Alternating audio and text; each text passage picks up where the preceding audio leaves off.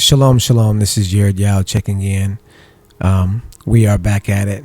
I do not know what happened to my OBS software, but for some reason it's not reading my camera. So we're gonna have to go on back and do it to the camera that's on the computer. Just get back rolling. What I'll have to do is I'll have to edit in in some other software that I've got, so that I can put some of the information in that I can't get to or show you guys on the screen, if we even need that, right? Especially in this conversation, because this one is going to be about time travel. And while I could, pull some stuff up, we are familiar enough with the concept from, movies and television to understand what's going on, right? And so when we think about time, right, we think about time as something that exists all around us, but it's not really a real thing. Do you see what I'm saying? So, this is where it gets a little bit philosophical, and this is why we know what we know about time and what is possible and what is impossible. This is why we're not fooled by the jargon that they use and the scientific, terminology that they, try to push at you, because we know the real thing.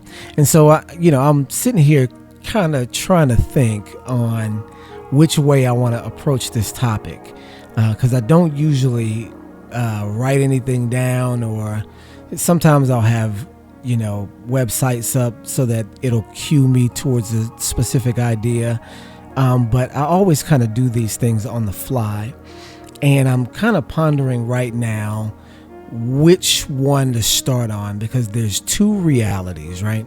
There's two realities. There's the scientific reality, and then there's the actual, and they both deserve explanation, and they both are significant in the way that we think and the way that reality is. Do you see what I'm saying? So they're different, but they're similar, and they draw off, well, one of course draws off the other. You can't say that Elohim is drawing off of anything. It's the world drawing off of Elohim. And so when we look at that, when we look at the way that the science works and the way that Elohim works, it's just very interesting. So I'm just sitting here trying to figure out which one I want to start with. Let's start with the false one. Because the false one is so false that, it really deserves explanation, because it's something that may seem true and sound slick, but it's actually just a common falsehood. So the way that it goes, when I was in middle school, was I in middle school or was I in high school?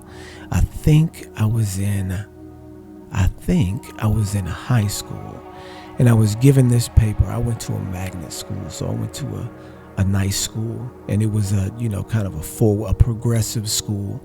So we had discussion groups and stuff. Like, it was a magnet school, so it was like a school that was geared towards discussion, right? And so they gave us this paper to read, and you wonder why they choose the things from the semester to, well, not from the, what do you call it, the curriculum. Why do they put these particular things in a curriculum? And so, you look later and then okay, well, this is a propaganda piece. So this particular propaganda piece was called Fire and Ice, and it was fascinating to me. I believe it started my whole trip down into scientific philosophy, which they call theoretical science, right? So it was about this guy, right? He was in this pod, and the pod could move like at beyond the speed of light, right? And so it was a story that was written to demonstrate how relativity works, that time only exists as time from your point of view. That if you begin to change your point of view or move your point of view to beyond what anyone else is doing, then there's also a physical change in time as well, that compensates for your movement through, whatever medium you're in. So that means that the closer, and then this is speculative, of course, from Einstein based off his theory of relativity, but what it comes out to is just a theory about what could exist based off of what does exist. So I'm gonna explain. So the theory is that if you begin to go towards the speed of light, right? If you begin to go towards the speed of light, your time for you begins to speed up, right? So for you, you're in this capsule. Just imagine this capsule again. And I'm just telling you this science to let you guys know that I understand it, right? Because I've been researching this stuff, this physics, this, exotic physics for years and years and years before that I was researching the Bible, right? Before I knew anything about scripture, this was my religion. Do you see what I'm saying? So this is where I was at mentally, even, and I just will show you that, this is what I really was into. Okay, I might have to grab that, but we'll grab it here in a minute. So you're in this pod, right? You're in this capsule, and you're going at near the speed of light. So from your perspective, everything on the outside is moving at like lightning speed, right? Like people are just, moving their day to day, but they're living from their perspective, they're living in their regular time. But from your perspective in the pod, moving at near the speed of light, they're going at fast forward. When you fast forward the video when everybody's going real fast, they're going at fast forward. This is perspective. This is relativity, right? This is Einstein, all of his predictions about the way that the world exists, right? And there's a reason for this, but the predictions about the way that the world exists, right?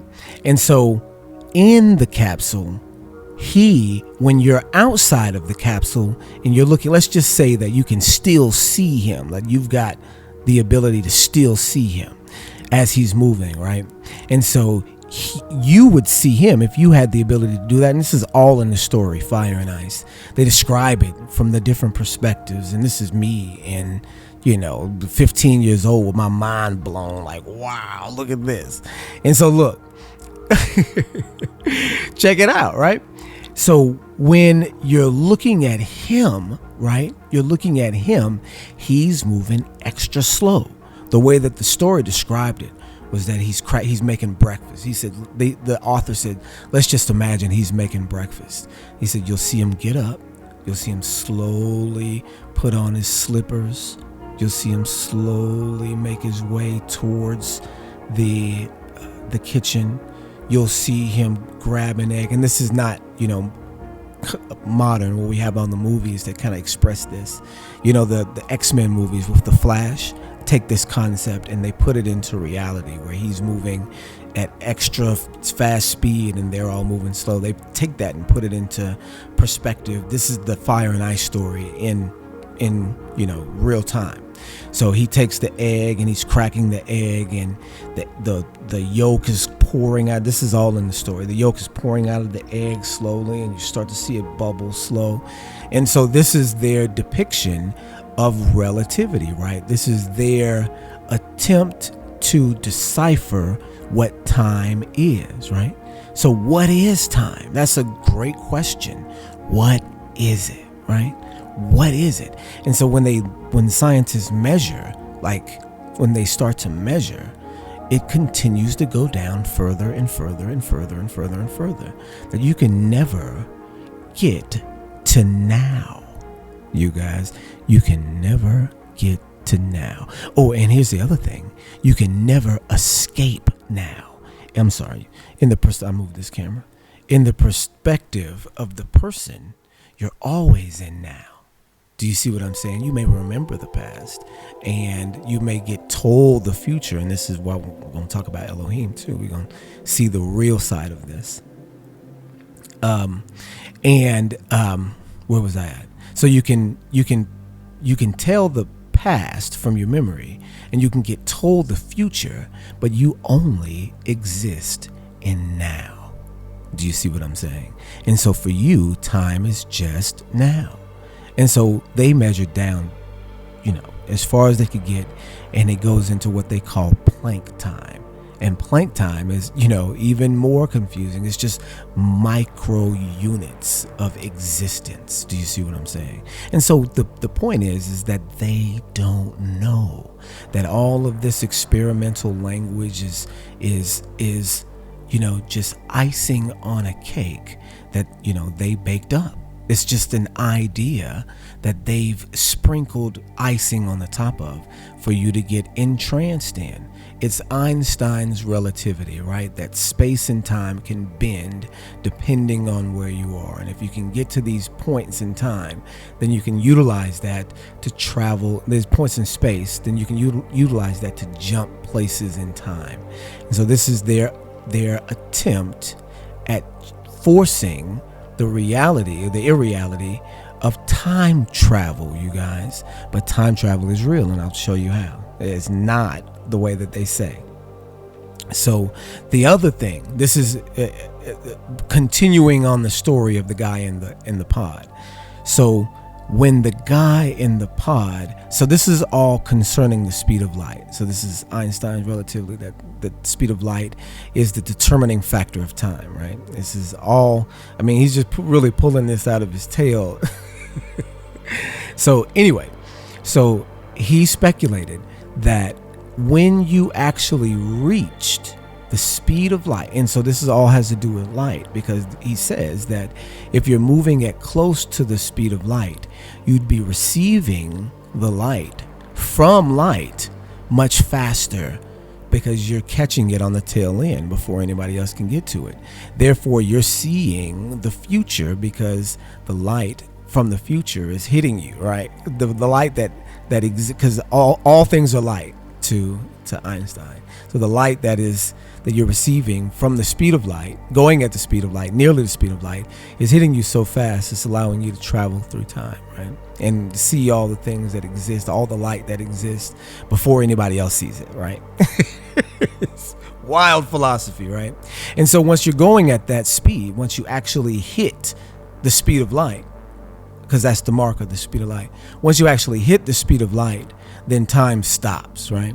Why? Because you're seeing light at its origin.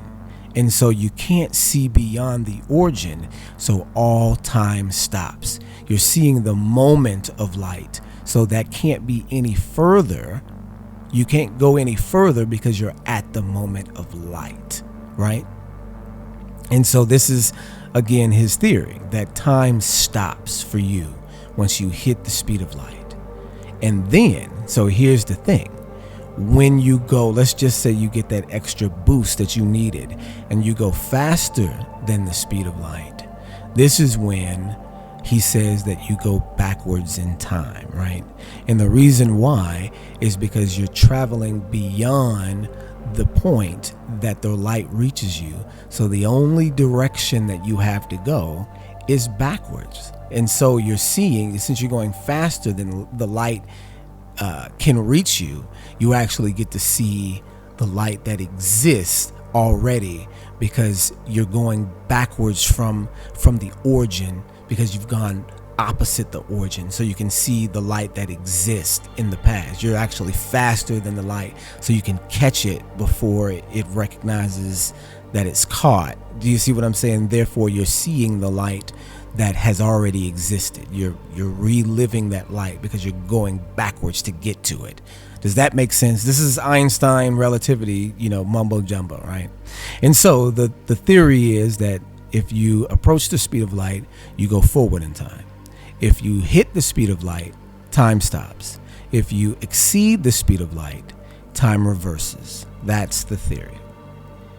And the theory even debunks itself, because Einstein said if you reach the speed of light, then you wouldn't, then if time stops, then there would be no way for you to get that extra boost that you needed to exceed the speed of light, because time has stopped once you got there. So since there's no time, there's also no time to give yourself an extra boost. All that is, and is stuck at is. So you can never go further than the speed of light, because time stops at the speed of light. You can't fill a gas tank that's stopped. The car's not going to start, right? So that's his theory, that the only thing that's impossible is backwards time travel, because you got to go faster than the speed of light in order to achieve that. And so this is all the scientific, because they need a marker, they need a set, right? And they use the sun, right? What we know in the beginning was Elohim said, let there be light, right? So he knows that, and we know that, right? So we know Einstein's just the old Jew, right? So he's able to look at the philosophical, biblical aspects and then regurgitate them back to you as something new, as something that's math driven and not spirit driven. Do you see what I'm saying? Because people are so tired of spirit, right? Let's do something that I can actually put my fingers on, the material that I can say, oh, well, X plus Y equals Z. Yeah, that makes sense to me. You see what I mean? Because people want an idol. People want to worship something physical. And this math, or this seeming math, is physical enough for people to believe instead of spiritual, right? Spiritual is the conscience, material is the brain. So we know that they exist in the same place, but in different mediums, right?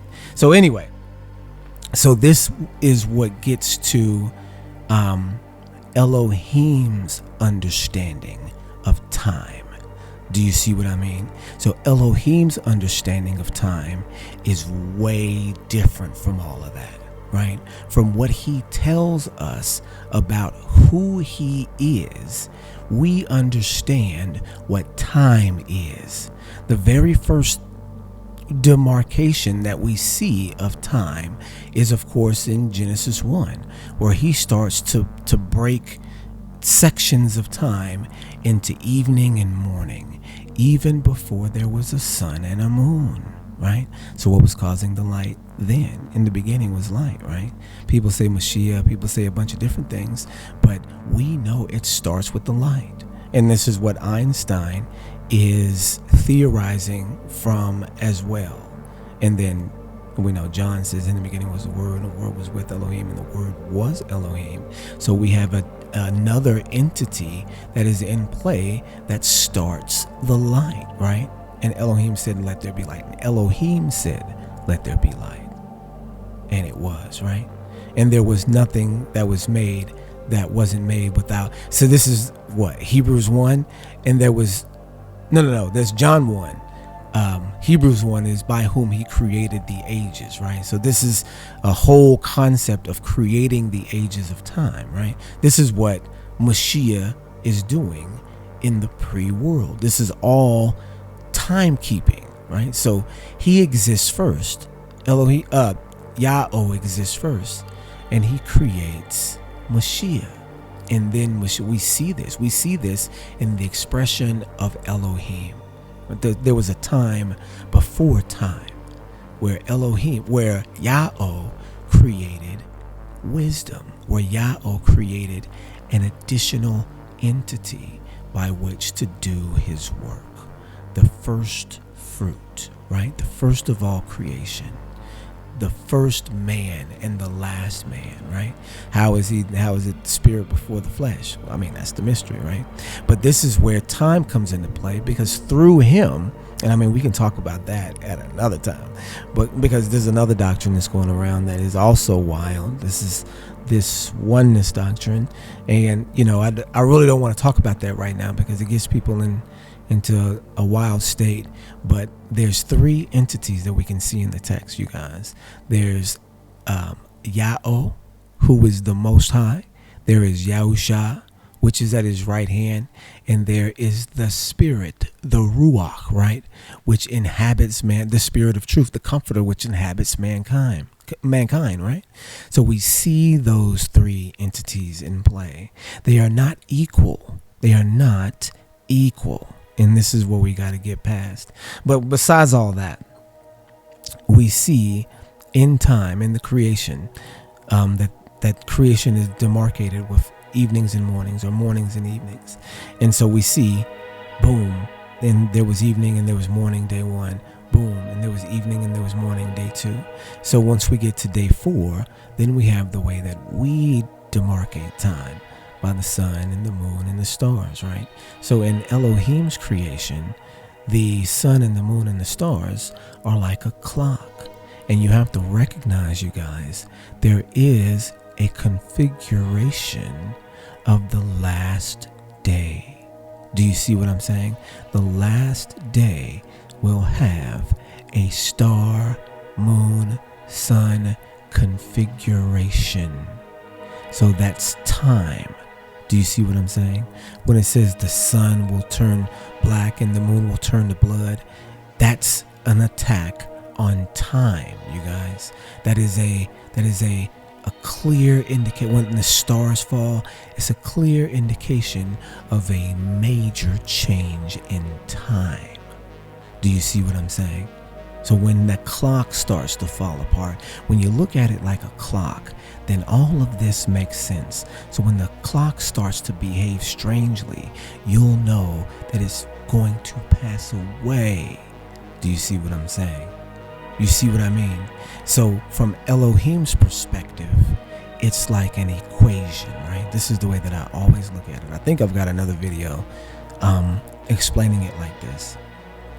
It's like an equation of time, that he can see the beginning and he can see the ending.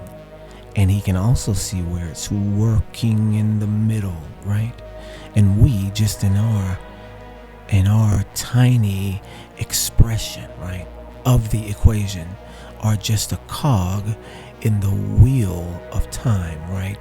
It's like a building that's built story by story, and only Elohim can see the top and the bottom, right? Like a statue, right?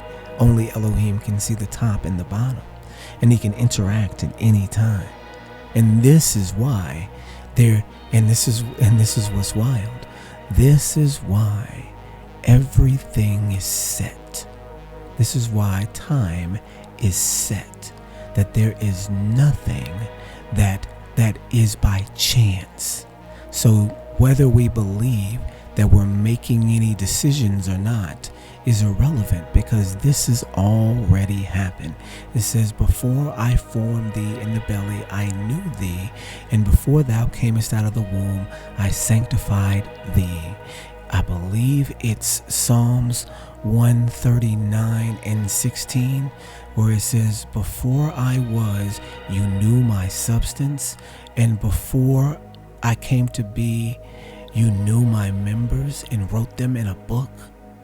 Now, I'm butchering that text, but let me go grab it. And I hope that it's 139:16, because this is one that was mind-blowing when I saw it. Let me see if I can't grab it real quick for you guys, just so we know. And then there's another aspect that I want to go, and it's going to take a wild direction. So let's just take a look at this. This is going to go a wild direction, but I'm going to explain. All right, I believe it's 139:16. But if this is not it, I know the language. I know the language of it. This is it. King James translation. It says, thine eyes did see my substance, yet being unperfect, and in thy book all my members were written, which in continuance were fashioned, when as yet there was none of them. So what does that mean, you guys? Let's look at another translation. It says, your eyes saw my unformed body. This is the NIV. All and it says, your eyes saw my unformed body. All the days ordained for me were written in your book before one of them came to be. So there is a book, you guys. There is an actual book of time which tells everything that's going to happen before it happens, you guys. And it's already written. The book is already written. The book is already written, y'all. So however you want to say it, this moment, where I'm saying moment in this moment, is written in a book. It has nothing to do even with me. It's written in a book already. I mean, this is what the scripture is saying, right? I'm not reading this wrong, am I? That means that there is nothing that is outside of Elohim. That means Elohim not only knows everything, but is the influence over everything, because here it is, already happened, already done.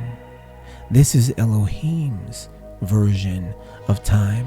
And what's so interesting about it is that he tells you about it before it happens. So there's another verse, and I believe, and I'm not gonna, so before the thing comes to pass. Let's see if I can find it. I apologize, y'all. I should have had this ready for you guys. There it is. This is Isaiah. This is Isaiah chapter 42 and verse 9. It says, behold, the former things are come to pass, and new things do I declare. Before they spring forth, I tell you of them. Wow.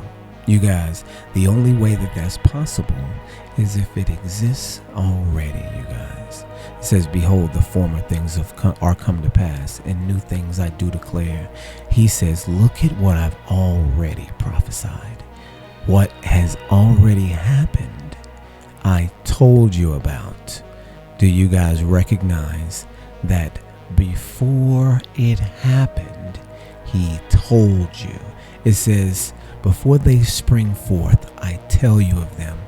You guys have to recognize that in 2026, we have seen with our eyes the unveiling of the beast system as a fornication machine with all sorts of wicked sexual activity that is run through, by, and for the United States government, y'all. We've seen that happen before our eyes in 2026. You guys, we've seen it, and it's run from America. And Revelation 17 and 18 predicts that America would be fornicating with the kings of the earth. That would be the whore of Babylon. Behold, the former things are come to pass, and new things I do declare. You guys, this is what time is. This is how time exists. That's the real time travel. There's no Marty McFly. There's no, what is his name? Doc. I can't remember what his name. Christopher Lloyd. There's none of that. There's none. That's a fantasy cooked up by Einstein. You see, the thing about Einstein is he was a professional liar. You guys, Einstein was a professional liar. See, he knew how to speak in the language of science. So all equations are, if you use algebra, if you use calculus, and if you're using these things to formulate realities, you have to understand that when you use calculus and algebra and all of these technical sciences that have equations and that have variables and other aspects of scientific hypothesis, then you can use those things to create something that is fantasy, you guys, that doesn't exist. One of Einstein's greatest quotes is that imagination is better than knowledge. You guys, look it up. Einstein, imagination is better than knowledge. Now, why would Einstein say such a thing, right? Because he's a prolific liar. He can lie in different languages. He can even lie in the language of science. That's it. He went on to say that the reason why he said this was because that knowledge can only take you so far, but your imagination can take you anywhere. See, you guys, this is Einstein admitting to being a liar, because he understands how reality really is, because of course he's reading the Bible. He's reading that it starts with light, right? So he understands it and is developing his own philosophy, and he's just writing it with the language of math. I had a math teacher in college that was actually one of my buddy's mothers, right? A high school buddy, one of his mothers, right? And she was a college teacher. She was a substitute college teacher. Well, no. There was her class. She was a college teacher. She was a substitute teacher in high school, but she also taught college. And this was a college class that she taught. It was an algebra class. It was algebra. Yeah, it was an algebra class.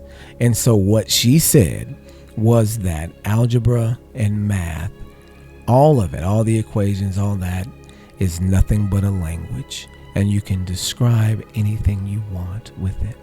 And I said, that's interesting. This is before, I'm into the scriptures and all that. And I thought, that's interesting. It seems to be the case. Because I remember in high school learning about these weird things called imaginary numbers, you guys.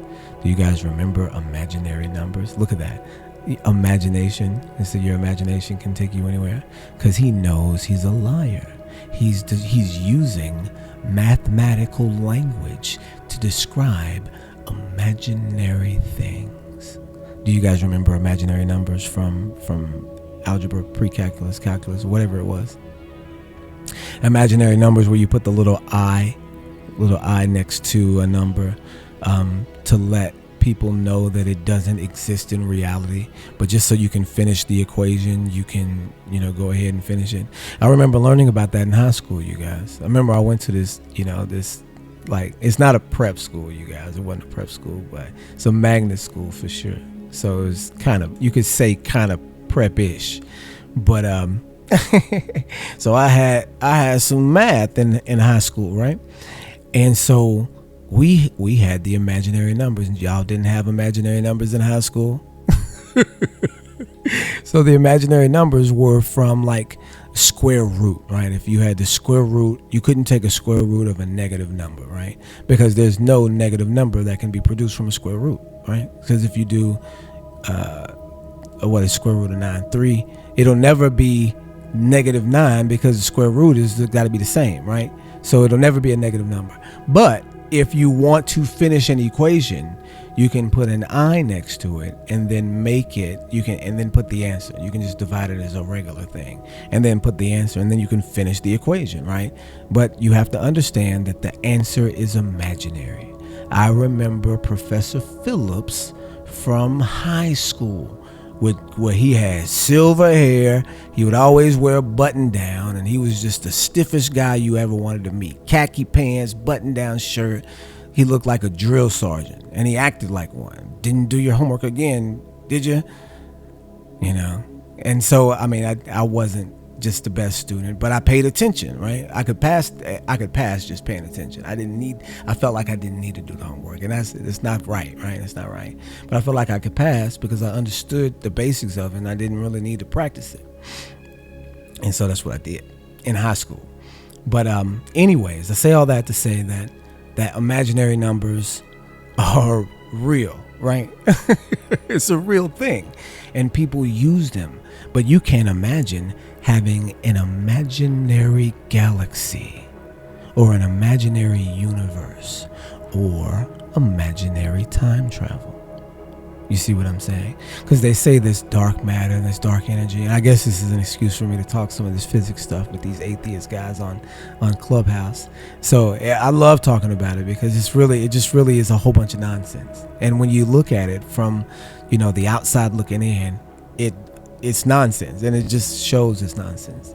And so this is what they'll say, and what they'll admit to, that 97% of the universe that they say exists is made up of dark matter and dark energy, which neither of them can be proven to exist. They're both theoretical.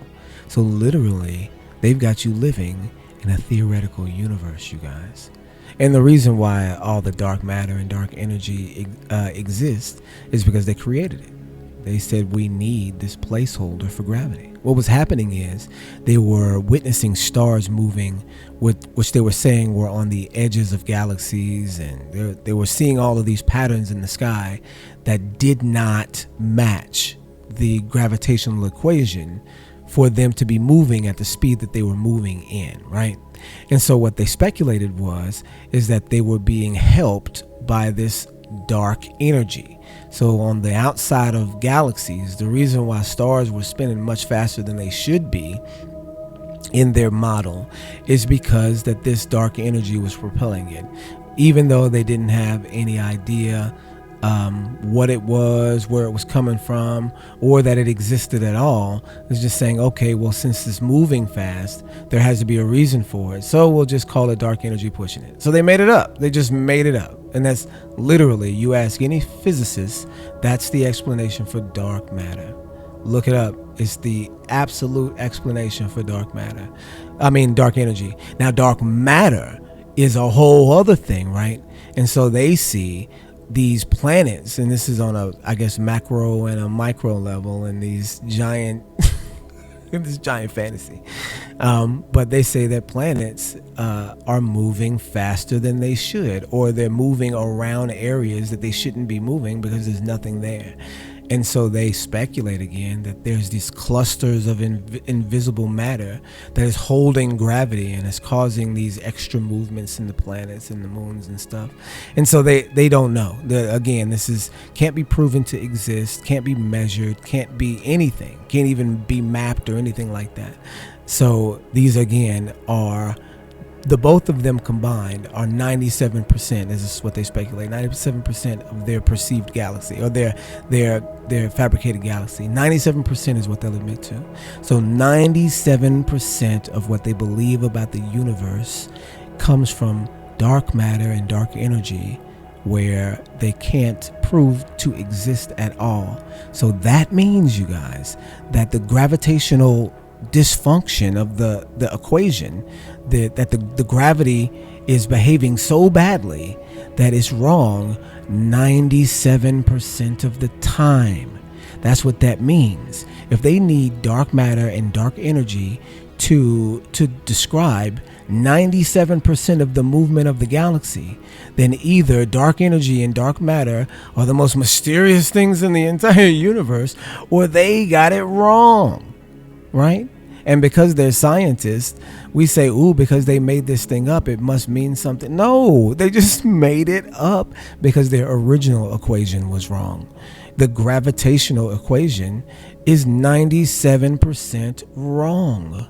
That's what that means, that the equation that they're using only can tell them 3% of what is perceivable about the sky. Only 3%, you guys. The other 97% is not according to gravitational theory. It doesn't match. So that means that they don't know what they're talking about. They don't know anything about what they're talking about. And so I guess this is a long tangent to describe, the failures in their theories, right? And this is where atheists will trip up at too, because this is exactly a religion, right? It becomes a religion. You're believing in fantasies and phantoms of the galaxy, right? You're believing literally in space ghosts, right? You're believing in space ghosts. That's why they call it dark matter. It's invisible. That's why they call it dark energy. It's invisible. It's because they made it up. And you guys, this is all that is. It's just philosophy with a philosophy and a lab coat, you guys. And so beyond that, the concepts, why are they delving into this? Why do they want people to believe this, right? And so this is where it gets wild, you guys. So, and this is the question. I just want you guys to recognize the question. Why do they need this wild philosophy about time, about traveling forward and traveling backwards and doing all these different things? Why do they need that in society? And I mean, that's a good question.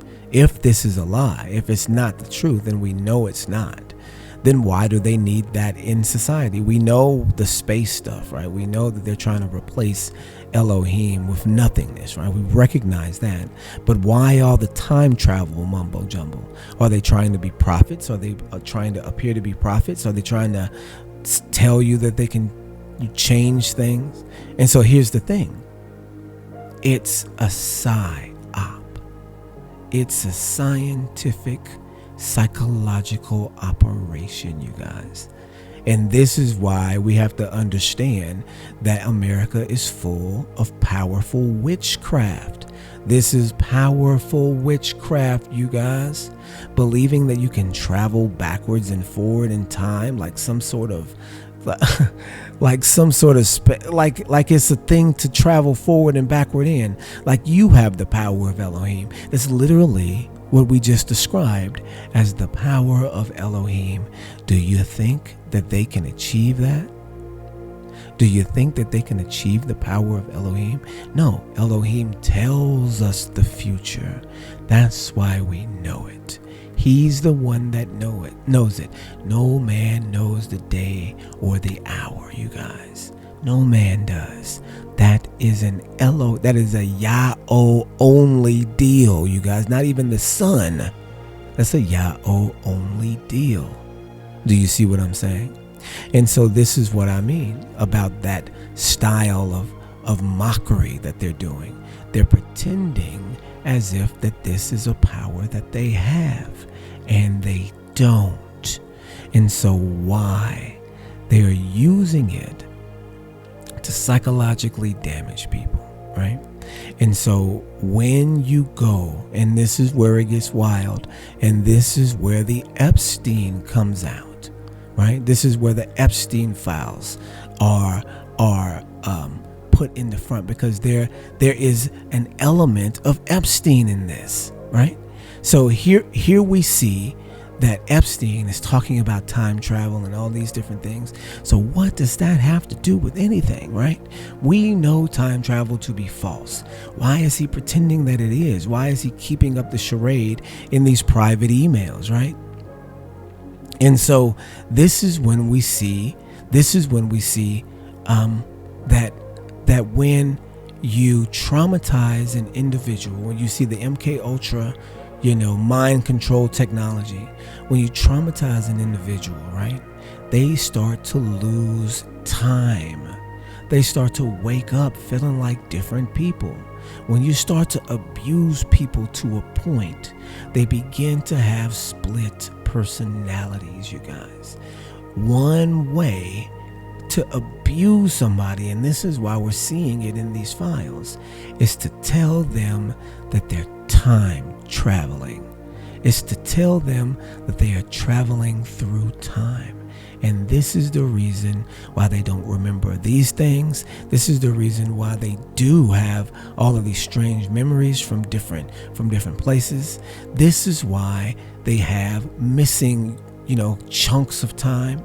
This is why that's happening, because they are being manipulated both psychologically in a subconscious state and psychologically in a conscious state. They are being told that the whole missing time element of their abuse is time travel. That's an aspect of it. Do you see what I'm saying? That's what, and this is why the research comes in handy for them, because they use techniques where people will black out and wake up days later without remembering what happened. You just traveled through time. You traveled through time literally in some instances, because in your dream state or in your unconscious state, you go to sleep and then you wake right back up. That lapse in between the two is literal time travel, right? For you, from your perspective, that's relativity for you, right? And these are Jewish concepts. We know Einstein is Jewish. We know Epstein is Jewish. They're utilizing this propaganda science in order to do evil, in order to justify in people's minds that there's some sort of time travel. Have you guys seen 12 Monkeys? Yo, I know I'm sounding mad crazy right now. I know I'm sounding crazy. But in these Epstein files, that he references time travel as if it's real, right? As if it's real. This is because this is how he's working on people. He's using the same, he's using the same witchcraft, the same magic that Einstein is using. You see what I'm saying? Old Jew magic. So you see how it works though, right? You see how it works on you if you have missing time. And then here's the other thing. And I mean, it just gets wilder and wilder from here, you guys. There are entities that will do the same thing. If you guys have seen the Secret Religion series, you have entities that are calling themselves aliens, that are calling themselves Pleiadians and all of this new age mumbo jumbo. But there is something that's happening, because you'll have people that'll be in the woods and come out missing time. Like, wait a second, why is all this time gone? Or people in their car asleep and they'll miss these chunks of time. When they interact with these entities, they start missing chunks of time because they're passing out, right? There's some control over them because they're being possessed, you guys. Because these are hauntings. Even back in medieval times, one of the telltale signs for a haunting was missing time. Once you start interacting with these entities, these elves, these gnomes, this is what I'm telling you. This is where this goes. All this research goes here. Once you start interacting with these demonic entities, you start missing time. Why? Why do you start missing time? Because you're possessed during that time. You're possessed during that time. That's why you don't know what's going on. You're possessed. And it's the same black magic that Epstein is using, except he's calling it time travel. Do you see what I'm saying? I hope this makes sense to you, because this is where the propaganda works in society. Because you can't believe in this Mandela effect bullcrap. You see what I'm saying? The Bernstein and the Fruit of the Loom and I guess it started with Mandela.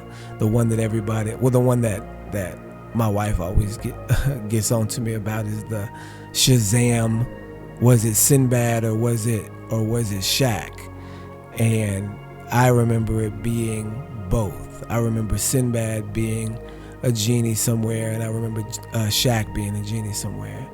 And she remembers it only being Shaq, right? And so there's whatever explanation for what's going on, for what they've done and what they've planted. Do you see what I'm saying? Sometimes they plant these things and then refer to them later, so that they can put a movie out and then take it off the shelf and take it all out and then later pretend as if it didn't exist. You see what I'm saying? Even though you have this memory, it can be nowhere. It can literally be nowhere if there were only a few. Let's just say there were 1,000 copies made and you got all the 1,000, right? And you see what I'm saying? It didn't go to video. It didn't do any of that.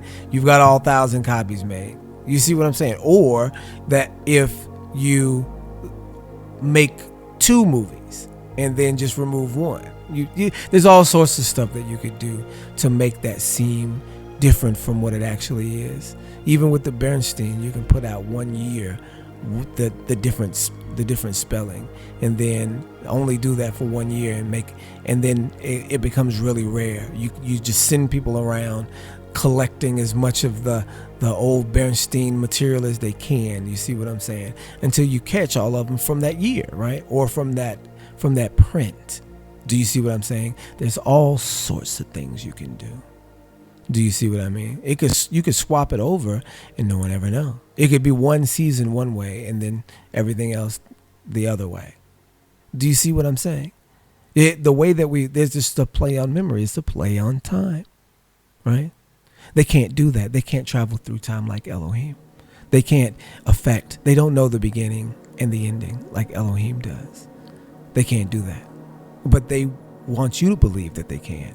And this is the reason why. And this is some of the ways how. This is Yer Yao. Shalom, shalom, y'all.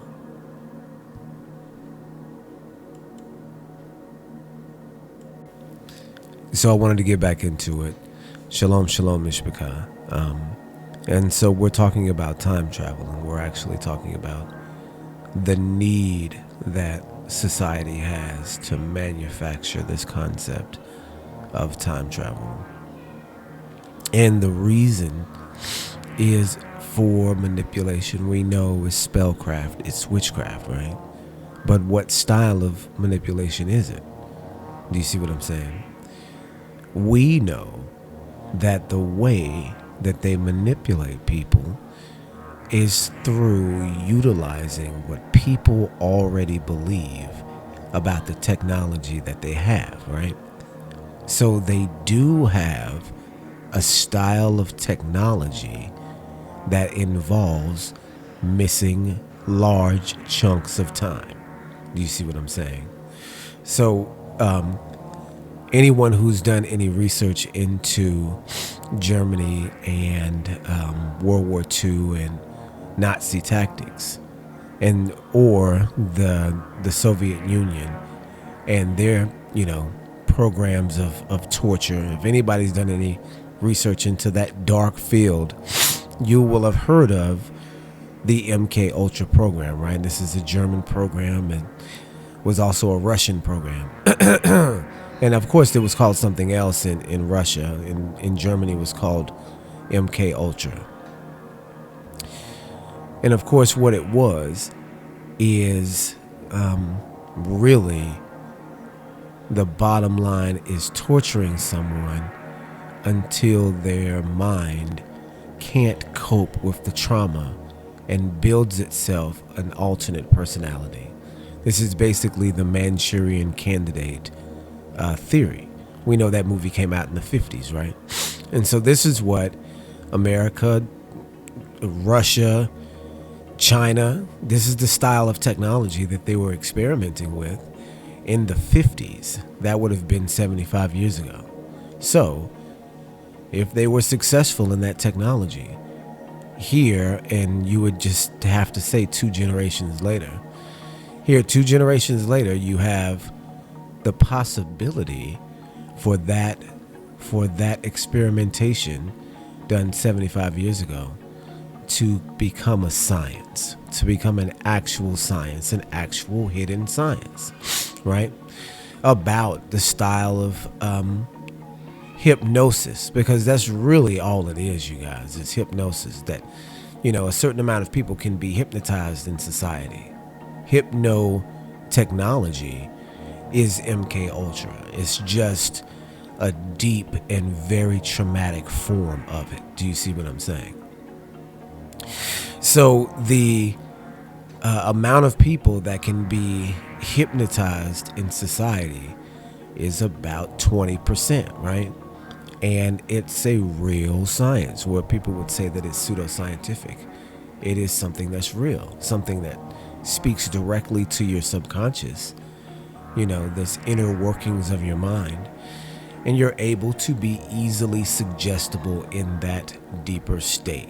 Do you see what I'm saying? Like a trance, right? So that science being advertised in the 50s means it was something that was either tried and was in the process of developing, or tried successfully and developed, and with either scenario, you're looking at at least two generations of hypnotechnology. And I know that sounds absolutely wild to say, but it's an absolute reality. I mean, they even make movies about it. The Bourne Identity. Do you see what I'm saying? This is the reason why he doesn't remember who he is because his identity was born, right? When you enter into these high-level cults, they do high-level witchcraft on you. And one of those rituals is to develop an alternate personality. You'll see it in all of the celebrities who have alternate personalities, going back as far as even Garth Brooks. You guys remember that Garth Brooks had this crazy alternate personality? Do y'all remember that? It's advertisement for the program, for the technology. So this is something that we know exists. What we know doesn't exist is time travel. So why would, and then when I say time travel, we know that time travel is the power of Elohim. Do you see what I'm saying? Elohim is the only one that has the ability to see the beginning and the ending, because of course he's outside of time. He is an entity that exists on his own behalf, not abiding by any sort of time system or schedule. Therefore, he is out of time.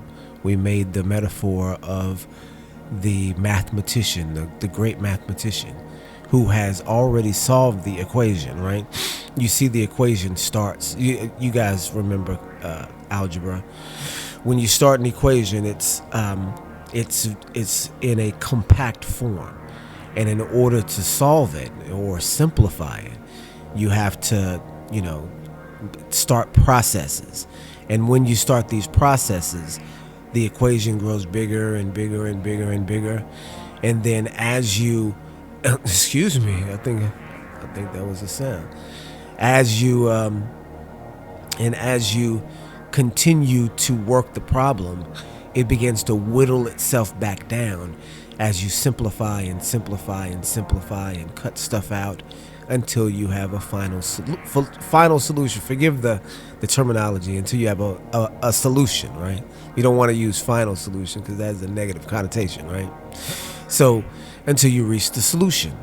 And so the solution and the beginning of the expression are two things that exist on their own outside of their place in space and time, because Elohim has access to either one. That means they already exist. That means that outside of your living, waking reality, your members are already written in a book. And all the things that you will do, are doing and have ever done, are all ordered and stepped out before you can reach it. And so this is Elohim's understanding of time travel. Not anything to do with the speed of light, not anything to do with going backwards or forwards or needing to navigate. He intervenes at specific junctions in time and tells you about it before he does it. This is the true test of whether he's Elohim or not, right? His intervening with Yahushua HaMashiach sent the world in a whole other direction, you guys. This is proof that the Elohim of Yisrael is the creator of the heavens and the earth, right? And not one of these other Elohim, right? Because Yahushua HaMashiach came and changed the world. He was entered into time, into a woman, right? Born of a virgin, and then was raised sinless, you guys, and then died and was resurrected to sit on the right hand of the Father. After that, all religion changed, you guys. All religion changed, and it was prophesied to happen. So Since we know all religion changed, that means that this is Elohim intervening in time through his son. And there have been many other instances where Elohim's intervention has, caused one thing or another to happen. We know this from the book of Hebrews, right? The book of Hebrews, chapter 1. In sundry times and in diverse ways, Elohim spoke to his people through the prophets, but now in these last days through Yahushua HaMashiach, by whom he created the worlds, right? That's Hebrews chapter 1. I'm sure I butchered it, but that's the gist of the passage. And so we know that this intervention is real because of the foreknowledge of the intervention, and then because of the after effects of the intervention, right? It has to be both. You have to tell that it's coming before it comes, and then you have to also have the effect going forward, right? And so we recognize, and here's just one aspect that you can look at that changes the trajectory of time, significantly enough to identify Elohim without a question, right? And this is why we know the Bible is true, and then also Yahushua is true, Mashiach is true. Because when Mashiach comes, there's certain things that are revealed on the earth, right? That are revealed that only the Hebrews knew. Do you see what I'm saying?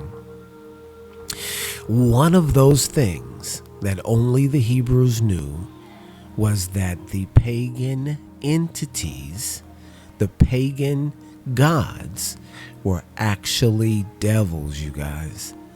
Nobody knew that.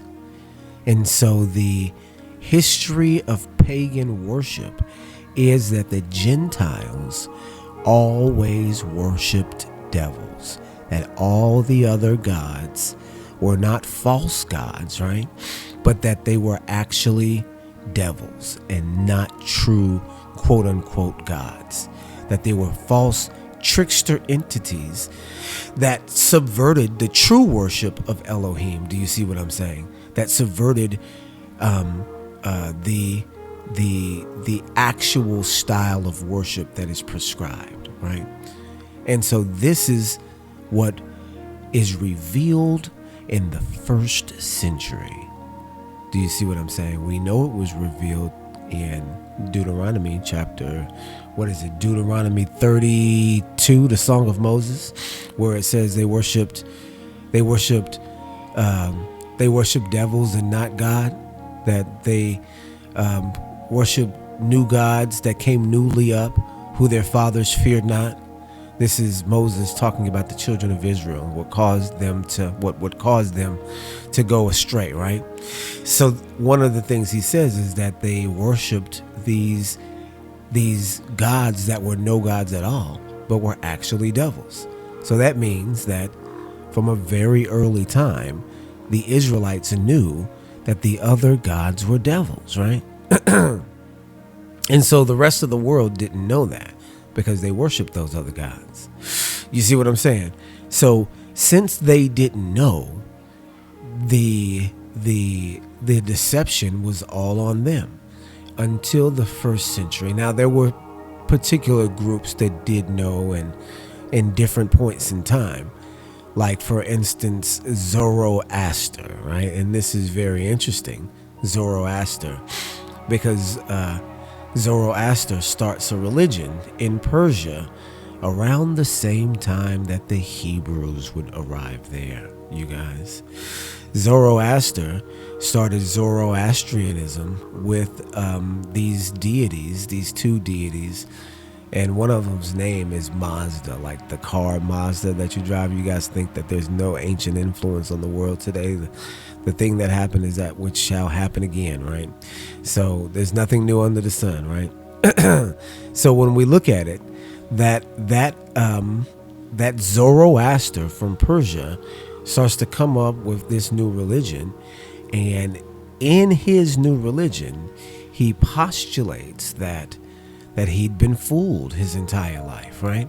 That there were many gods, but out of all those gods, there was one most high God, and the rest of the gods were just lesser gods that were just tricking everybody into believing that they were the most high God. This is something that Zoroaster says that he just figured out, right?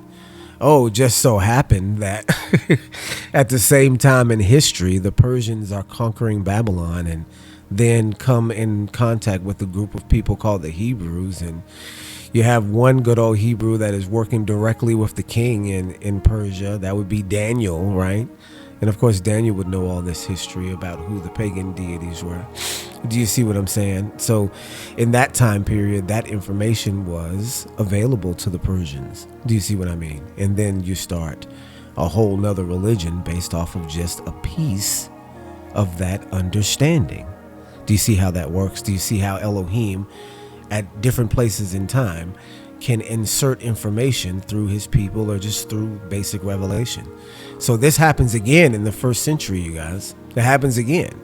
And in the first century, the Mashiach says that when I leave, I will not leave you comfortless, right? I will send to you the Spirit of truth. And the world can't receive the Spirit of truth, but you can, right? The believers in Mashiach. Well, because that information, because the Spirit of truth is in the world, the information of the truth from the Hebrews is in the world, you guys. We know this, and we know that it's now spreading through the world because of 1 Corinthians chapter 10, right? In 1 Corinthians chapter 10, Paul says that, what does he say? It's in verse 20.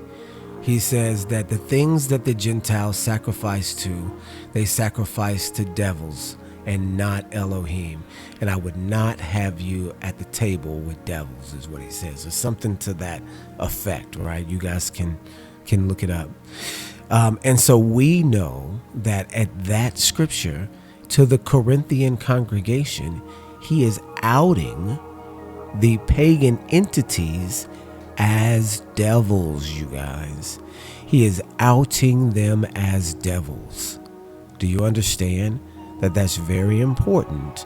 If you're outing someone's God as a devil, as something that is evil that you're worshiping, an adversary that you're worshiping that is tricking you. So that's heavy information for the entire pagan world, right? And it wouldn't have been brand new, but by and large, the people didn't believe it during the time of Zoroaster. They believed in Zoroastrianism, and in Zoroastrianism, you do have multiple gods, right? But you still have this high entity, but it's still not Elohim. Do you see what I'm saying? So even though the information was with Moses and then spilled over in other places where the Hebrews were, it was largely not accepted by the world around them until the first century, you guys. Until the first century. What starts to happen in the first century is that the Hebraic concept of idols as devils and devils as false gods begins to take hold. So the thing is, that's true. The other religions are full of devils. You can even look at Revelation chapter 9. You see what I'm saying? And they had an angel over him whose name in the Hebrew tongue was Abaddon, but in the Greek tongue his name was Apollyon. You see what I'm saying? So Apollyon is the exact name for the Greek god of music, Apollo. In ancient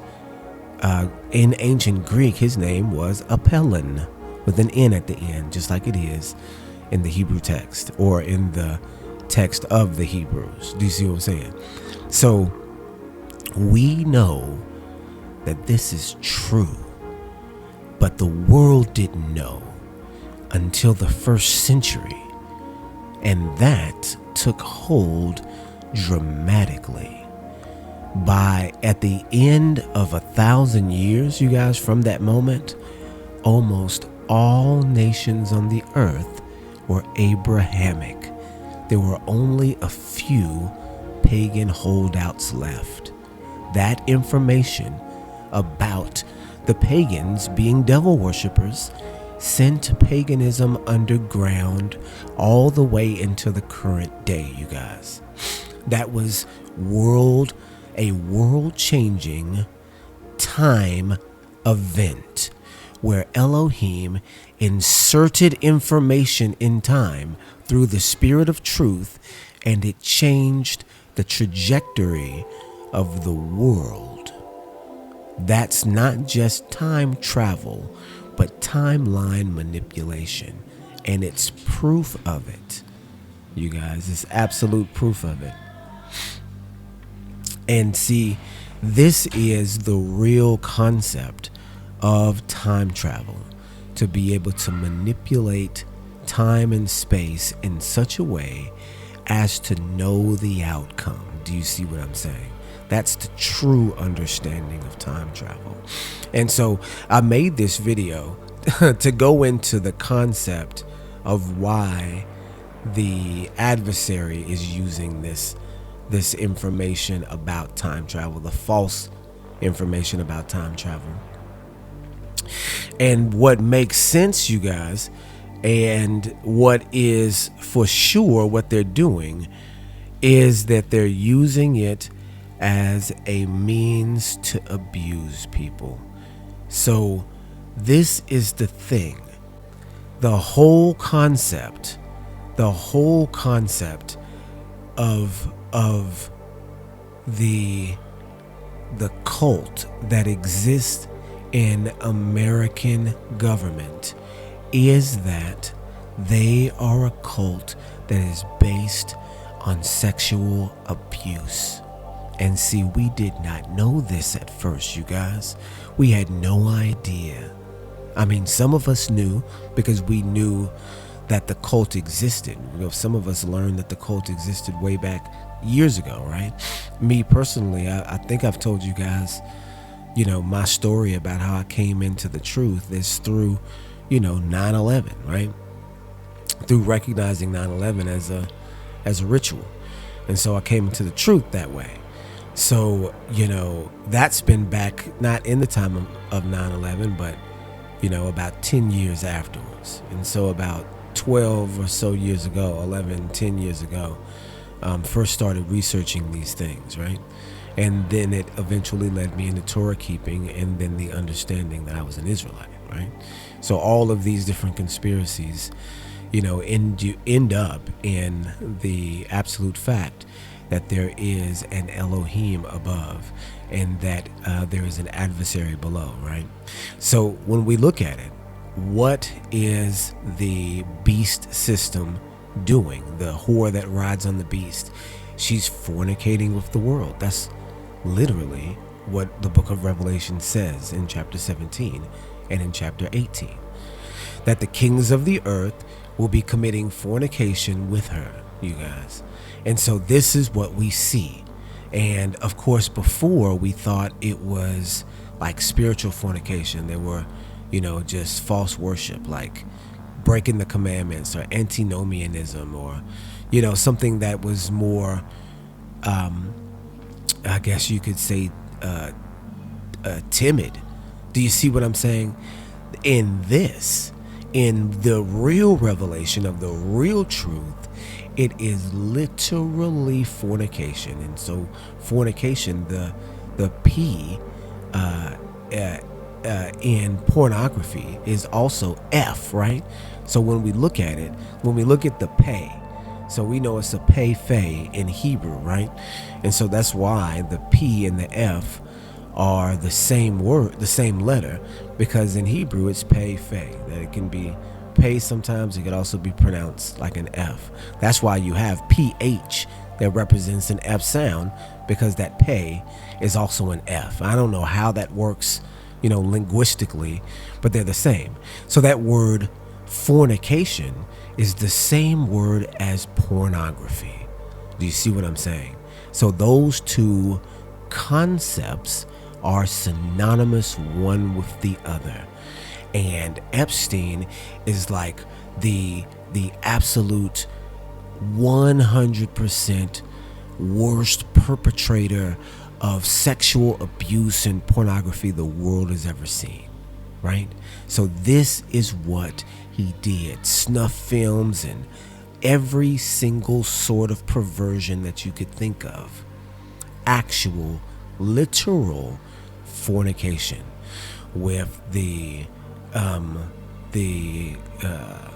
UAE, with connections in the UAE, the government of the UAE, the United Arab Emirates, with connections into Saudi Arabia, into the government, into the royal family of Saudi Arabia, with connections into the government of Great Britain and the royal family of Great Britain, with connections into the government of Germany and the royal family of Germany, with connections into Canada, with connections into China, with connections into Japan, with connections into the Catholic religion, with connections into the Protestant religion, connections everywhere, and run by Ashkenazi Jewish support through America. That's why Epstein was a CIA agent, a Mossad agent, and a KGB agent at the same time, you guys. That's why right there. And then not only that, he's a doggone operative for Saudi Arabia too. Do you see what I'm saying? This is how, because he's committing fornication. He's committing pornication with the world. He is literally fulfilling the prophecies of Revelation chapter 17 and 18 single-handedly, you guys. This is why they're releasing these files. They are telling you that the prophecy is coming true, that America is Babylon, and in these last days, she is committing fornication with the kings of the earth. One for one, very simple. This is the word of Elohim traveling through time to reach us 2,000 years after it was written, you guys. So we see that now. And so the reason why this time travel witchcraft spell that they're trying to put over people to make them think that it's real, the reason why Epstein would be investing in the technology that sounds like it could be, viable for time travel, the reason why he's investing in the exotic physics and the physicist to be able to describe this exotic physics is for abuse purposes, you guys. This is why. Don't believe that because he is writing about something that it means it's automatically true, right? Because he's a criminal, you guys. So he'll be in these emails, if you're going through them, he'll be in the emails scamming people. Do you see what I'm saying? Some of the things are scams. Some of them are money grabs, We know one thing that's a money grab that's spoken about in the files is living underwater, right? Setting up some sort of, underwater habitation for the rich and famous, right? So that they don't have to, be on Earth when all of the craziness starts, or when all of the riots and all of the prophecies start to be fulfilled. They can just dive underwater and live in their sea in their sea pods. You see what I'm saying? And then live underwater away from the rest of society and survive the apocalypse, right? This is what rich people have the money to invest in because they are scared, right?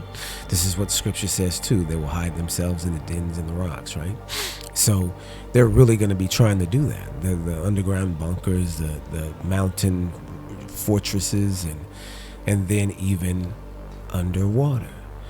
But except wait, the first time you get a heavy storm and something cracks, some pressure change in the ocean, or some rip current,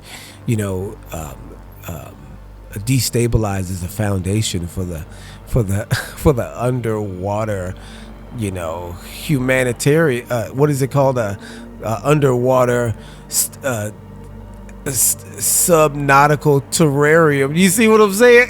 whatever word you want to use for it, whatever the ecosystem gets slightly jostled, you're gonna mess up the pressure system in it, and you're gonna have a very hard time surviving. Right? You're gonna have an extremely hard time surviving in that type of environment. So it's financially not feasible. Right? Living underwater is financially not feasible. But for people that are rich and can afford the dream, here comes someone, some scammer, some criminal like Epstein, that's willing to sell the dream and hire engineers to design what could be. And even the concept of could be is enough to scam someone with.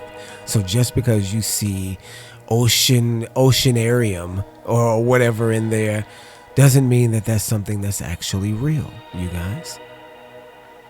Doesn't mean that it's something that's actually real. I'll give you another example. There's a lot of things about dinosaur hunting in the files with a guy named Jack Horner. And I was surprised to see that too, you guys, that Jack Horner was in it. And if you guys were like me, we as kids were big, dinosaur enthusiasts, so we watched all the programs that would come on TV that had anything to do with dinosaurs. So Jack Horner was the premier paleontologist back in the 90s, you guys. And so he was really more than likely the inspiration for, Alan Grant in Jurassic Park, the main character in Jurassic Park. This guy, Jack Horner, right?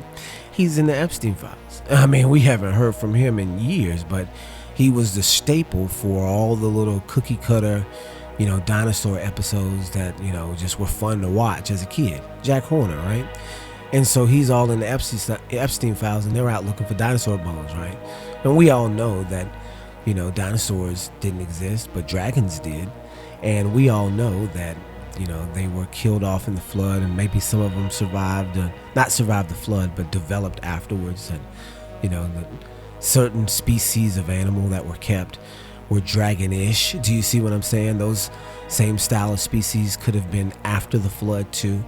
And so we know that that these creatures weren't dinosaurs, and that they wouldn't have been in specific situations or in specific places, even though people are finding them and saying and claiming that this. We know that they have the ability to print out these bones in factories in China. We all know that, right? We've seen the documentaries about the bone printing factories, and that a lot of the skeletons that are in museums are actually replicas. And I hope you guys have already seen all of that, because that's an interesting rabbit hole to go down if you haven't taken the time to look at the ability that they have to replicate and design fake dinosaur bones, right? To basically forward a paleontology point of view, that's outside of the realm of creation, right? And so that's the reason why they do these things. And that's the reason why Epstein would be involved with Horner, because he's more involved in propaganda than actual forward-thinking science. Do you see what I'm saying? And propaganda sells. So if you have a rich family that don't know any better, that dinosaurs aren't real in the way that they say they are, you can go dinosaur bone hunting in Utah and spend a few a couple $1,000s or so, or a few $1,000s for the thrill, right? So do you see what I'm saying? So we know, and we know that it was that and not some other code word or some other code thing, because we'll get into that too. They do all this stuff with human hunting. All of this stuff is going on right now and being released, the type of people that we're dealing with in government. And it's just proving the Bible over and over and over again, you guys. So we know that this false understanding of dinosaurs is being utilized to manipulate these other rich people. So there are things in the documents that are psychological operations themselves that Jeffrey Epstein is involved in, and he's speaking about them as if they're real things, and they're actually just psyops, right? So one of them is this time travel. And the reason why and I've been trying to get to this, I guess it's going long, but the reason why that he is investing so much time and energy into the science behind it is because it can be used for people that have missing time. So the MK Ultra program, and I guess I got off track from that too, but that MK Ultra program, the way that it works, the way that you're hypnotized, is that you will not remember huge chunks of time. That alternate personality that is developed from trauma, it doesn't know its waking self. And the waking self doesn't know the created self, the alter is what it's called, the alternate personality. They don't know that they both exist in the same person. Do you see what I'm saying? This is the way that the science works. And so in that case, when you snap into the trance, you're not going to remember anything until you're snapped out of the trance. So literally, you will be time traveling from one conscience to another. And so why would that be useful? You could use it to abuse people and then call it time travel. So in order to call it time travel, you have to have the concept. You have to have it down conceptually in order for people to be fooled into thinking that it's true. Do you see what I'm saying? You see what I mean? How the science or the posing of science can actually be real when utilized in a manipulative fashion, based on things that are real. Do you see what I'm saying? So these gaps in times, you could literally put someone in a hypnotic state in order that they wouldn't remember this month, this day of abuse, and like pretend that they're getting ready to be. You could have the whole setup. You could walk them right in, and you could sit them down and say, you're in this, you're getting ready to travel through time. Put on this this helmet, and then prepare to be transported to such and such date. You could show them a newspaper and then put them into the trance, send them to do whatever mission, do whatever, disgusting thing you wanted to do with them, for however long, and then put them back in that same getup a month later, a day later, or whenever. Snap them out of the trance, show them a newspaper of what day it is, and say the process was successful. Do you see what I'm saying? And that person would literally have no idea that they did not travel through time. If you've got the right people in place, let's just say you've got Harvard scientists, you've got medical professionals, you've got theoretical physicists, all in your Rolodex. Do you see what I'm saying? All in your email list, which Epstein does, right? Lawrence Krauss, I made a video about him on this, or put him in a video on my channel, right? On this channel. Lawrence Krauss, one of the main guys in the atheistic ideology of theoretical physics, is in the Epstein list, getting advice from Epstein, right? Is in the Epstein files. You see what I'm saying?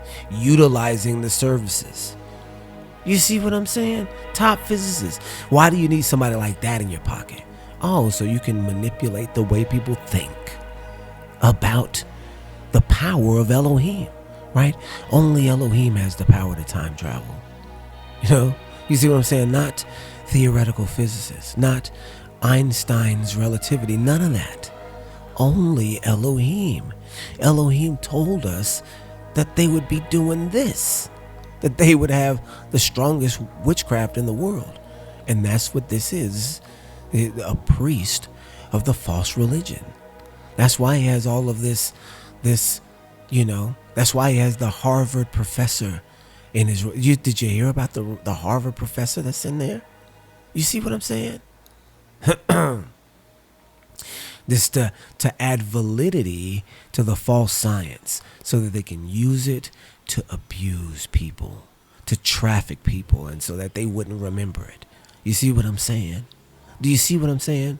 Use the technology to manipulate people into thinking that they're time traveling. There's even a story, you guys. I don't know if you guys have seen these campfire mysteries. Have you guys ever seen the campfire mysteries on YouTube? People like Mr. Ballin, and there's a couple of other guys, but our favorite as a family is Mr. Ballin. We'll watch his, disappear. They're like scary stories, right? And so we won't watch all of them. Some of them are, slightly too on the, wild side. You would say even some of them are demonic, right? And so we don't watch any of those. But the ones that, are true mysteries or scary stories or, of wild events that happen that kind of don't have normal explanation, we look into those, right? And so one of the stories was about this guy, and I guess I can just find the story, but I'll describe it to you. It was about this guy, right? And he was a married man, and he had went on a skiing trip, and I don't know where in the country it was, but it wasn't, on the West Coast. It was somewhere, I think it was maybe in the Rockies or somewhere like that. And so he goes on this skiing trip, and he goes off on this trail, and he disappears, right? He disappears, just disappears off the face of the earth. There was a search party. People were looking for him. They had, excuse me, you guys, I'm sitting on my wallet. It'd make my leg fall asleep if I sit like that too long. But he went on this skiing trip, and he went missing. And so with him going missing, they had search parties, couldn't find him, no trace of him, no nothing, right? And so 9 months goes by, and his wife gets a phone call, and it's him. He's like, "Hey, I'm here, and I'm in such and such place. Can you come get me?" Right? And so they go and they get him, and he looks like the day he left. He's wearing the same get up. He's got even the ski stuff, even the goggles. He's got the same stuff that he had on when he went missing, you guys. This is 9 months later. He's got the same stuff on. And so the things that's strange about it is he's got a haircut, and he's got a cell phone, like a new cell phone. Nobody knows who got him the haircut. If he went to get him his cell phone, nobody knows who got him the cell phone. He's got a cell phone and money in his pocket. Do you see what I'm saying? This is a true story, and he just goes on. His wife, he's been gone 9 months, but he goes back with his wife. So what happened? Where was he for the 9 months? How come he has no memory of where he was, right? You'll find stories like that of people disappearing and not knowing what happened to them, right? This is where you have to know that this technology is in play, that they could have been literally hypnotized, right? That technology exists, and there are people that are literally planted in society since this technology has now been in play for 75 years. That's like 3 generations. We can say 2, but really 3 generations. If you count a generation as 20 and under, like in Exodus, that's 3 generations, right? So how deeply entrenched is the hypno-psycho technology into society if it's been active for 3 generations? If they were just, figuring out how to do it in the 50s, Are they now perfecting it to a point to where we can, look into society and see these hypno people embedded in society, right? In places that we wouldn't expect. I've told this story a bunch. Tiger Woods' father was a military special forces operator, and he specialized in psychological warfare, you guys. You guys, whenever Tiger Woods, if you watch his documentary, whenever Tiger Woods would get ready to swing and hit a golf ball, he says that he blacks out. He blacks out and does not remember what happened when he hits the ball. He blacks out. So his training, his sports training, is hypnotic in nature, you guys.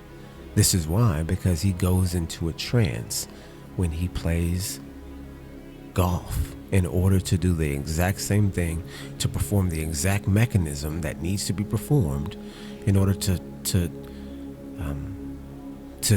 get the ball where it needs to be. He goes into this trance. He performs this ritual and goes into this trance and doesn't remember it. He's been programmed to do that, you guys. There was another guy, a football player, and he's in he's in politics now. I can't remember his name. He's a football player from the 80s, but he's in politics now. He said it too. He said he has a split personality, just says split personality disorder. Famous athlete. They use it in shock therapy for these athletes. This is a method of training individuals into doing the same thing over and over again. They'll use hypnotherapy. They'll use shock therapy. And then all it is this MK Ultra technology that's creating a subconscious instant action. Do you see what I'm saying? Where you don't even have to think about it. You can just go into this trance, and then the lower brain will come out and perform the task expertly, and then you just snap yourself out of it, or someone snaps you out of it, right? You see what I'm saying? Serena Williams, I saw a video of her back in the day when we were first doing all of this MK Ultra research.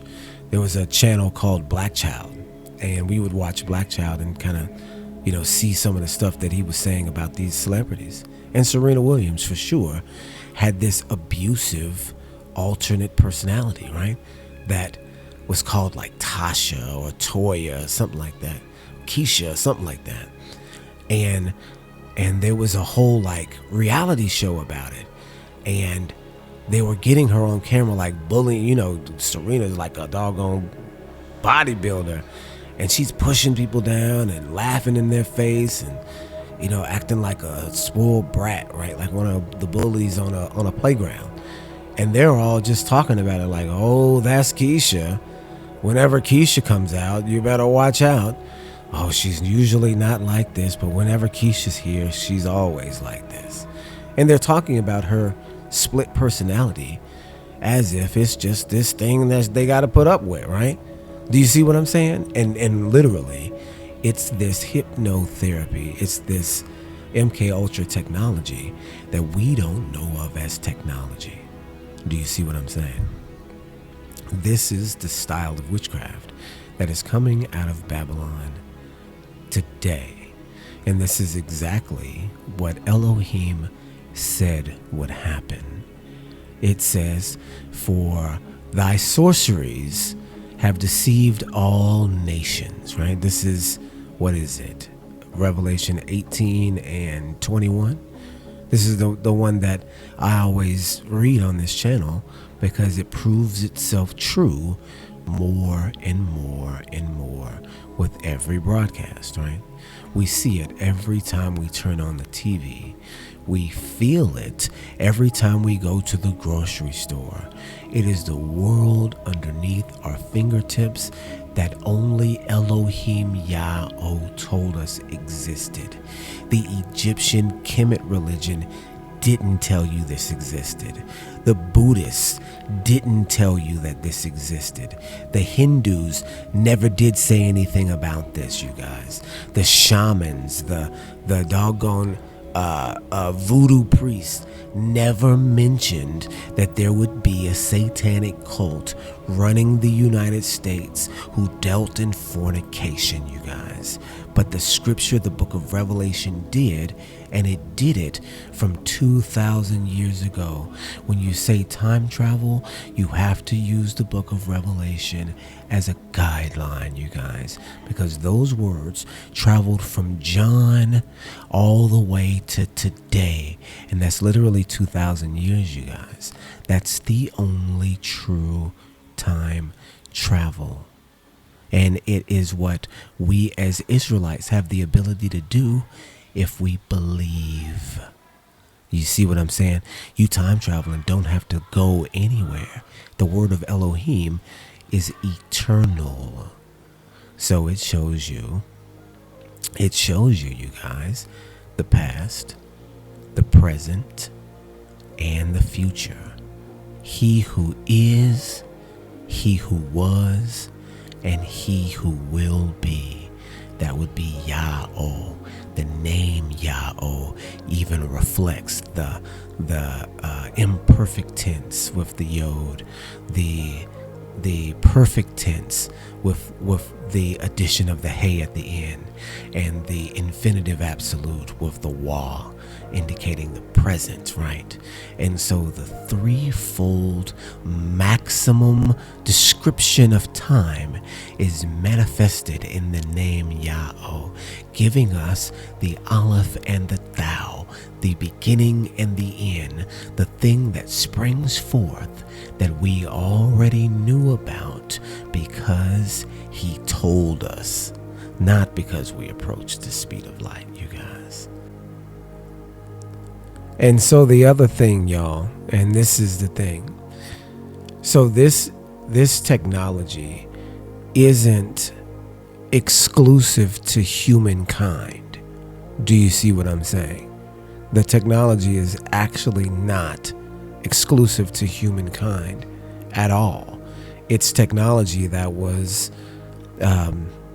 actually developed, I guess you could say, coming from interactions with entities that are non-human. Do you see what I'm saying? Another thing that we would see when we would look at Mr. Ballin and some of these camping stories is that there would be entities that would, be in these deep woods that would manipulate hikers. Do you see what I'm saying? This is the whole Appalachian mystery and, the haunted woods, the missing 411. Do you see what I'm saying? If you guys have ever seen missing 411, you start to put some of these pieces together, right? So some of the recounting that some of the survivors from being missing in the woods will tell you is that they will look up and it'll be a lot later than they remember it being. They'll be missing chunks of time, or they'll go to sleep in odd times and then wake up and it'll be much, much later, right? That they would become overwhelmingly sleepy and then wake up and this huge 8-hour chunk of time would be gone and they'd be off trail. Another thing is they'd be disoriented, that they'd go in one direction and think that they're going north and they'd be actually going east, right? And they'd be going deeper into the woods instead of out, right? Because they're so disoriented by this feeling in the woods that is drawing them in one way or another and literally manipulating the world around them in order to draw them deeper in the forest. Some people will say that they even hear voices calling to them, drawing them deeper into the forest. And in one instance, in one story, that there was a hiker, and I've told the story on the channel before, that there was a hiker that was caught in this storm, right? And the hiker was with another woman, and the one hiker went on one trail and the other one went on the other, and one woman survived, right? Because this storm was coming in. The other woman went into this other side, and there was and when she didn't meet up with her buddy at the top of the trail, she started to panic and called 911 and got off the top of the mountain, and when they still couldn't find her, they said, geez, there's a storm coming and we've got to get her before this storm comes. And one of the rangers said, okay, well, I'll go out.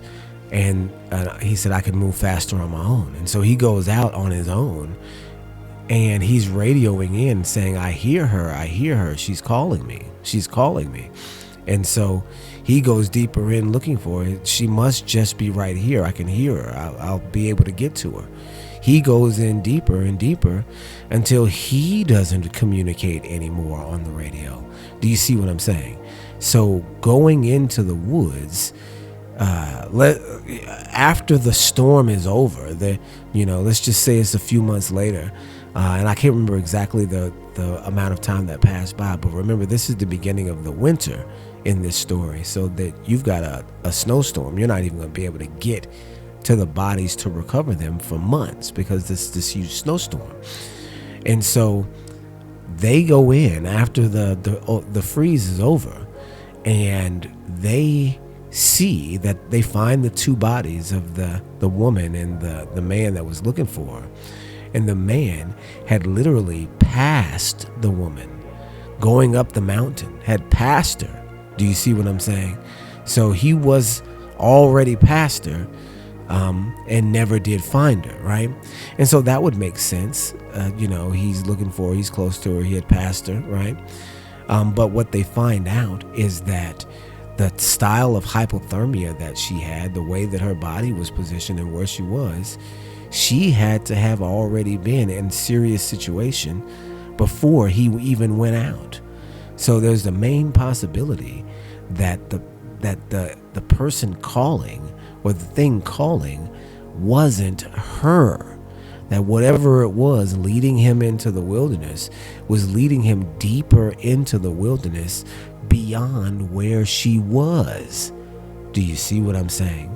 The style of manipulation and the way that these stories are coming out of America in these national parks. So one aspect of being in close proximity to some of these beings, these supernatural beings, is that you lose track of time and you get disoriented. You guys, this is another aspect of quote unquote alien abduction, loss of time. Do you understand that if you are possessed by an entity, do you see what I'm saying? You would also lose time. You would not be able to properly keep track of what you were doing when you were possessed by a demon. Do you see what I'm saying? Another aspect of this MK Ultra technology is that demonic possession mimics the time loss. Do you see what I'm saying? If you are overcome with a demonic spirit, it will cause you to go out and snap back without knowing it. So that style of technology is nothing new. And we know that demons try to kill their human host, because we see that. Where is it? Matthew, where the spirit tried to throw the boy into the fire and throw him off the cliff to kill him. The evil spirit tried to kill its host, the boy that it was in, tried to throw him into the fire, tried to throw him off of the cliff. We see that entity that was in that boy was trying to destroy him. You see what I'm saying? And so let's just say that you have an entity that's like that, that's trying to destroy you. Once it takes over you, if it fully takes over you, wouldn't it lead you into a life or death situation? Do you see what I'm saying? Would you remember that it did it if that's what happened? Would you just wake up and you'd be in another part of the forest and not realize that you were possessed and led into another part of the forest by the demon that was there trying to kill you? Do you see what I'm saying? Do you see how you would lose a chunk of time there too? This is where the science and the spirit meet face to face. You see what I'm saying? And this is the style of witchcraft that they were up to. This is why in the Epstein files you'll see these references to time travel, because not because that time travel is real or anything like that, but ultimately because they are using it to abuse people, to manipulate society, and to possess people. And the people that are being possessed don't recognize they're not time traveling, but they're just actually possessed. And they learn this wild style of witchcraft from ancient deities that have always been around. That's these deities that have been in these ancient stories for millennia. Do you see what I'm saying? You know the names of them even. They are gnomes, they are elves, they are they are fairies, you guys. That's what they're called. In the other video, I start going into this, and it could sound a little wacky, it could sound a little goofy, but if you go back and you do the history on it, it absolutely is real, you guys. I'll tell you, I worked at Amazon, and I ran into a lot of people at Amazon, and I used to talk to a lot of Muslims at Amazon, right? There was my main group of people that I talked to at Amazon was the Muslims. And so they would tell me all the time about the intricacies, the subtleties of Islam, right? There's some things that people don't know that are in Islam that are ancient culture, right? Do you see what I'm saying? So one of the things that he would say to me was that, oh, Iraq, that's a crazy place full of elves. And and I would say, elves? Yeah, elves. They'll get you. They'll get you. Watch out. And I said, like the Keebler elves? He said, yeah, elves. They're dangerous. I'm like, what? But he was not joking. He said, oh no, you guys call them demons. We call them jinn and elves. You guys call them demons. We call them elves. Do you see what I'm saying? This is how ingrained our society is with the demonic entities. We think elves are the tiny little cute creatures on the cookie box. In Islam, they know they're demons. You see what I'm saying? That's not really a joke, because it shows how miseducated we are as a society. The people have been seeing these entities that are demonic, that could they don't always come with horns on their head. You see what I'm saying? They look like different things, just like angels could be Ophanim, which take on the shape of wheels. Angels could be Seraphim, which take on the shape of serpents, of dragons. Angels could look like men, right? Angels could have wings of storks, like it says in Zechariah. Angels could have 4 faces, like it says in Ezekiel. Well, in like fashion, the demons have multiple different shapes and sizes too. You've got all these different demons of the woods, the fairy, which is not a Tinkerbell wing on your back, little creature. I mean, little person. It's a creature, right? They made a movie about it. It's called The Watchers. And so that these creatures are demonic, and strange things happen when you're in the forest around these creatures, right? Yeah, I mean, and you can see it from tales going back to the ancient days, thousands of years. Do you see what I mean? Do you see what I'm saying? These creatures make you lose time. These elves, one of the side effects from being in contact with some of these creatures is that you don't remember where you are, you don't remember how you got there, and you spent a lot of time there that you can't account for. Do you see what I'm saying? It's spiritual, and it's a negative spirituality. It's not a positive spirituality, it's a negative spirituality. And this is where that satanic technology comes from, the concept of losing time traveling, right? It's just not in the way that you think it is. It's in a different way, you guys. And the actual way, through Elohim Yahweh, is prophecy. Prophecy is time travel, you guys, so that you can see and have a peek into the end from where you are, you guys. And I don't think I missed anything else, but if I did, I'll get to it, and you guys stay blessed and stay prayed up, because this world is very wicked, and we're finding out, you guys, the society at large is finding out exactly how wicked it is. Peace and blessing, you guys. Shalom, shalom.